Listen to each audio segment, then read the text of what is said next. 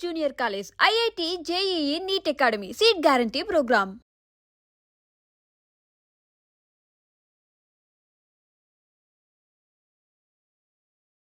Okay. So, ఒకవేళ constructive criticism is open. And mostly see commercial cinema entertainment సినిమాకి ఎక్కువ ratings రావు. అవును. అది మేమేమి ఒక see it's not an educational institute. Cinema is entertainment. So వాడు టికెట్ కొనుక్కున్న దానికి, ఆడియన్స్ టికెట్ కొనుక్కున్న దానికి వాడు ఎంటర్టైన్ అయ్యి వెళ్ళాడా, అది మా టార్గెట్. At least my target. నాకు ఇష్టమైన సినిమా అదే చిన్నప్పటి నుంచి. కమర్షియల్ సినిమా చూసి పెరిగాను నేను. ఒక అమితాబ్ బచ్చన్ గారి సినిమాలు కావచ్చు, చిరంజీవి గారి సినిమాలు కావచ్చు. Entertainment is what we know. So that is what we want to give. And ఈ ప్రతిదీ ఫిల్ పాయింట్ చేసి క్రిటిసైజ్ చేస్తారు కదా, వాళ్ళని సినిమా తీయమని చెప్పాలి. మీరు తీయండి, తెలిసింది, థియేటర్ తీసుకురండి. ఓకే. ఓకే. సో బేసికల్లీ ఇప్పుడు వెంకట్ గారి జీవిత చరిత్రే ఒక వెబ్ సిరీస్ అనుకోండి, మీ బయోపిక్. సో దానికి టైటిల్ ఏముంటది, దాని రివ్యూ మీరు చెప్పండి అసలు. నేను ఇంకా బయోపిక్ చేపించి అంత స్థాయికి రాలేదు. జస్ట్ క్యాజువల్ గా అడుగుతున్నా, మీ లైఫ్ స్టోరీ మీకు తెలుసు కాబట్టి బాగానే. ఐ ఫీల్ లక్కీ దట్ నేను అంత ఓవర్ ఎక్స్పోజ్ అవ్వలా. నేను చేసిన కొన్ని సినిమాలు అండ్ మోర్ ఓవర్ ఏమైందంటే, నేను చేసిన సినిమాలు మంచి ప్రొడక్షన్, మంచి డైరెక్టర్ ఉన్నాయన్నీ సక్సెస్ అయినాయి. చిన్న ప్రొడ్యూసరు అక్కడ ఏంటంటే ప్రొడక్షన్ సరిగ్గా ఉంటే డైరెక్టర్ సరిగ్గా ఉండదు, డైరెక్టర్ సరిగ్గా ఉంటే ప్రొడక్షన్ సరిగ్గా ఉండదు. అట్లా చాలా మూవీస్ నాకు సఫర్ అయినాయి. So nothing to blame, nobody to blame. Past is past. But me story web series అనుకోండి ఫర్ సపోజ్, ఎందుకంటే మీరు మీ స్టోరీలో మీకంటే పెద్ద ఆడియన్స్ ఉండరు కదా. నా స్టోరీ ఇంకా I won't even say first half కూడా అయింది, చాలా ఉంది ఇంకా. ఓకే. ఓకే. సో ఇదంతా అయిన తర్వాత మీరు ఒక 10 years తర్వాత రండి. ఓకే. అప్పుడు చెప్దాం. ఇంకా ఇంటర్వెల్ ఇంకా రాలేదు. ఇంటర్వ్యూలు రాలేదు. ఓకే. ఓకే. ఇప్పుడే మొదలైనట్టు అనిపిస్తుంది. Okay. Okay. Okay. Nice. Nice. But title చెప్పగలరా? మీ వెబ్ అసలు ఐఎమ్ నాట్ ఇంకా అంత నేను ఆ స్థాయికి రాలేదు. ఇంటర్వెల్ పడుతుందా టైటిల్? బయోపిక్ ఒక చిరంజీవి గారు కానీ, ఒక బాలయ్య బాబు కానీ, నాగార్జున గారు కానీ, అట్లా సీనియర్ వెంకటేష్ గారు, అట్లాంటి వాళ్ళకి ఓకే కానీ, మోహన్ బాబు గారు కానీ, నాకేంటండి. Okay. Okay. Yeah. Okay sir. Okay. So basically ఇప్పుడు కష్టాల గురించి, రోజుల గురించి అన్ని మాట్లాడుకున్నాం. మీరు బాగా అబ్జర్వ్ చేసిన వాళ్ళు ఒక 2 decades క్లియర్లీ మీరు సినిమాని క్లియర్లీ అబ్జర్వ్ చేశారు. 3 decades అబ్జర్వ్ చేశారు ఒక ఆడియన్స్ నుంచి హీరోగా మారడం. ఓకే. మీరు అంటే తెలుగు సినిమా. సో ఈ మార్పులు ఏం జరిగినాయి, పెద్ద మార్పులు ఏం జరిగినాయి అంటే మల్టీప్లెక్స్ లో ఇవి కాకుండా సినిమా స్క్రీన్ ప్లే పరంగా, స్టోరీ పరంగా, ఆడియన్స్ పాయింట్ ఆఫ్ వ్యూలో ఈ చూసే విధానంలో? మన ఇప్పుడు తెలుగు సినిమా ఎప్పుడు ఈజ్ ఫేమస్ ఫర్ ఎంటర్టైన్మెంట్. ఇదివరకు హిందీ సినిమాలు ఎట్లా ఉండేయో రాని 20 years లో మన యాక్షన్ మూవీస్, మాస్ మూవీస్, దీనికి చాలా అంటే చిరంజీవి గారు, నాగార్జున గారు, ఇది ఇవాళ రోజు జరిగింది కాదు. చాలా మంది మన తెలుగు సినిమాలు ఇప్పుడు పాన్ ఇండియా వెళ్ళినాయి అని అనుకుంటున్నారు. ఇది ఇప్పుడు కాదు జరిగింది. దీనికి కారణం మన యాక్షన్ హీరోస్ ఎప్పటి నుంచో చేస్తున్న సినిమాలు అవన్నీ స్లోలీ డబ్బింగ్ లాస్ట్ 20 years నుంచి శాటిలైట్ లో జరుగుతూ ఉన్నాయి. అండ్ అయ్యే ఆడియన్స్ అక్కడ నార్త్ ఇండియన్, నేను బాంబేలో పెరిగాను కాబట్టి నాకు తెలుసు. స్టార్టింగ్ లో మన ఎగతాళి చేసేవాళ్ళు, అరే సౌత్ మే తుమ్లోక ఏక్ ఫైట్ మారాతా ఇస్తా హవే మే ఉడి జాతా అని, గాలిలో లెగ్సే వాళ్ళని ఎక్కిరిచ్చేవారు. ఇప్పుడు అయ్యే ఎంజాయ్ చేస్తున్నారు, ఈవెన్ వాళ్ళు ఫాలో అవుతున్నారు. ఇప్పుడు మన అంటే అప్పటి నుంచి జరుగుతా ఇప్పుడు డైరెక్ట్ థియేటర్కల్ రిలీజ్ కూడా వెళ్ళగలుగుతున్నాం మనం హిందీలో. సో ఆ విధంగా తెలుగులో అప్పటికి ఇప్పటికి ఎంటర్టైన్మెంట్, తెలుగు cinema is always been entertainment. Ascending అంటారా, డిసెండింగ్ అంటారా? కథ పరంగా అన్ని అసెండింగ్ అన్ని బానే ఉన్నాయి కదా. డెవలప్ ఇప్పుడు కల్కి కానివ్వండి, బాహుబలి కానివ్వండి, అన్ని బాగా టెక్నికలీ బాగా చేస్తున్నాయి కదా సినిమాలు. అండ్ యాక్చువల్లీ ఏంటంటే మీరు మీ ఎర్లియర్ డేస్ లో మల్టీ స్టారర్స్ చేశారు. అవును. మల్టీ స్టారర్ ఎఫెక్ట్ ఎలా ఉంది అంటే? మల్టీ స్టారర్స్ డెఫినెట్లీ చెయ్యాలి. అది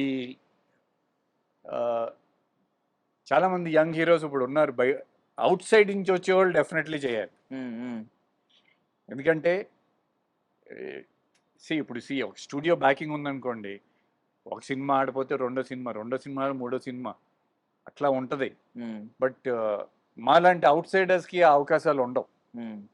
ఏదో అండ్ అదుట్లో ఫామ్లో లేని హీరోకి మరీ ఉండవు. ఏదో ఒక అవకాశం వచ్చింది, దాంట్లో 100 కష్టాలు ఉంటాయి మాకు. ప్రొడ్యూసర్ కరెక్ట్గా ఉండడో, డైరెక్టర్ కరెక్ట్గా ఉండడో, ప్రొడక్షన్ ప్రాబ్లమ్స్, లొకేషన్స్కి అంత పెట్టలేము, పబ్లిసిటీకి పెట్టలేము, 100 కారణాలు ఉంటాయి. సో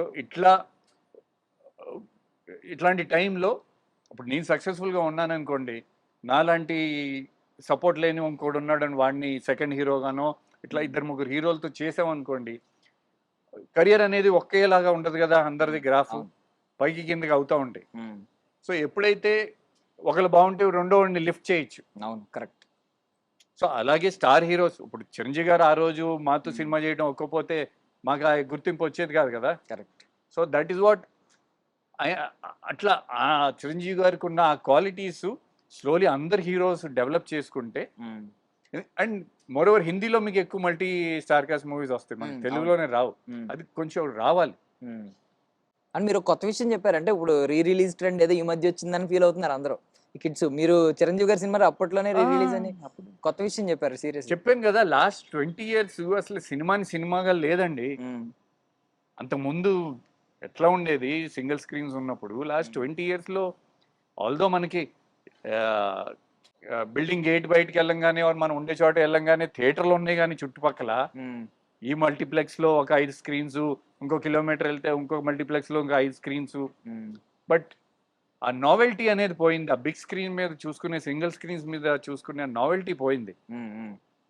సో ఇప్పుడు మీరు తిరిగి వస్తున్నందుకు చాలా మంది హ్యాపీ అవ్వడం, మెసేజ్ రిలీజ్ తర్వాత కూడా చాలా మంది మిమ్మల్ని అప్రిషియేట్ చేయొచ్చు. అన్న తిరిగి వచ్చావు, థ్యాంక్ యూ, మంచి సినిమాలు చేయాలని చెప్పి మీరు ఆనందపడచ్చు. నేను ఓపెన్ గా చెప్తున్నా, నేను ఇప్పుడు నా సినిమా ఇదేమి పెద్ద ప్రొడక్షన్ కాదు, నా డైరెక్టర్ ఏమి బ్లాక్ బస్టర్ ఇచ్చిన డైరెక్టర్ కాదు, కొత్త డైరెక్టర్. నేను చాలా రోజుల తర్వాత వస్తున్నా, మాదే కొత్త ప్రొడక్షన్, మేమే part of the production, director కొత్తాడు.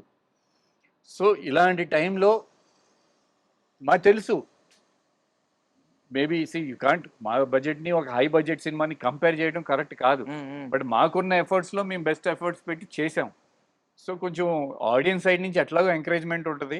ఇప్పుడు మీరు చెప్పిన ఈ రివ్యూవర్స్ వీళ్ళందరూ కూడా కొంచెం ప్రోత్సహిస్తే బాగుంటుంది. We can only request. But regret moment ఏదైనా ఉందన్న, అంటే మీరు వదిలేసుకున్న ప్రాజెక్ట్ ఎప్పుడైనా తర్వాత దాని రిజల్ట్ బాగున్నప్పుడు ఇప్పుడు ఫీల్ అవ్వచ్చు కదా maybe. Blockbuster movie, the biggest director, negative role అడిగారు ఆయన అప్పుడు నాకు దాంట్లో. సో అది అంటే 10 years బ్యాక్ అది ఎందుకు అవ్వలేదని దానికి కారణాలు ఐ డోంట్ దాని గురించి ఆలోచించడం కంటే ఇప్పుడు ఏం చేయగలం అనేది more important. So definitely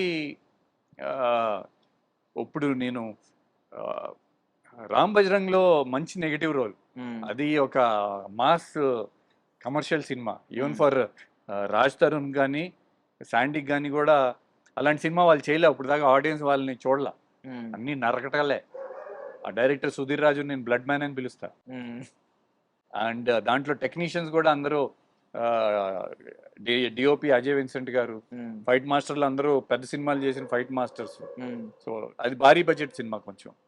so మీ కెరియర్ స్టార్టింగ్ లో ఏదైనా ఒక డీప్ ఇలాంటి సబ్జెక్ట్ ఒకటి చేయాలి, ఇలాంటి రోల్ ఒకటి చేయాలి. రిగ్రెట్, నాకు బ్యాక్ ఇంజరీ అయింది షూటింగ్ లో, అది కూడా చెప్పాను కదా. ఒక ఆ టైంలో మేము మళ్ళీ వాళ్ళకి ఇబ్బంది అయింది అని, అది షూటింగ్ లో జరిగింది, అప్పాలో జరిగింది, పోలీస్ అకాడమీలో. ఏ సినిమాలో అన్న? అది ఆ 5గురు అనే cinema. Cinema disaster. But as an actor మేము కంప్లీట్ ఎఫర్ట్స్ పెడతామండి. Cinema is a collective thing. అది డైరెక్టర్ సరిగ్గా తీయకపోతే ఆ తర్వాత ఆ డైరెక్టర్ ఇప్పుడు దాకా ఇండస్ట్రీలో లేడు, సినిమా లేదు.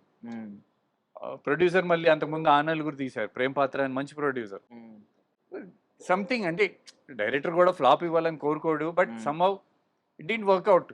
అలా అనుకున్న యంగ్ డైరెక్టర్స్ రాసుకుంటాం ఒకటిను, దాన్ని తెర మీద ఎక్కించి ఆడియన్ని థియేటర్కి తీసుకొచ్చి కూర్చోబెడతాం అనేది ఒక డిఫరెంట్ బాల్ గేమ్. సో అంటే అన్ని ఎఫర్ట్స్ పెట్టి అలాంటి పిక్చర్కి అంటే లైఫ్ థ్రెటనింగ్, అది back injury. I was 3 months bed రెస్ట్లో ఉన్నా. అంటే బాధ వేసింది కదా డెఫినెట్లీ, అలాంటి సినిమా ఆడకపోయి అండ్ కెరియర్ డ్యామేజ్ అయిపోయి. But part and parcel of the career.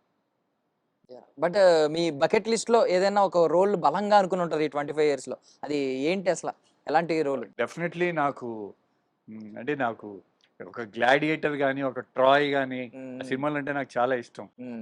So అలాంటి ఒక సినిమా చేయాలి అని ఒకటి ఉంది మా మైండ్లో. ఓకే ఓకే, మరి మీరు ఈరోజు మీ హరిహర వీరమల్లు వస్తున్నారు అంటే వెళ్తున్నారు, కలుస్తున్నారా?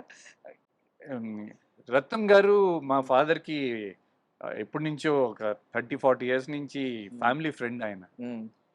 సో ఆ విధంగా మంచి ఆయనకి హిట్ అవ్వాలని అండ్ ట్రైలర్ తర్వాత హరిహర వీరమల్లు అసలు పుంజుకుంది గట్టిగా.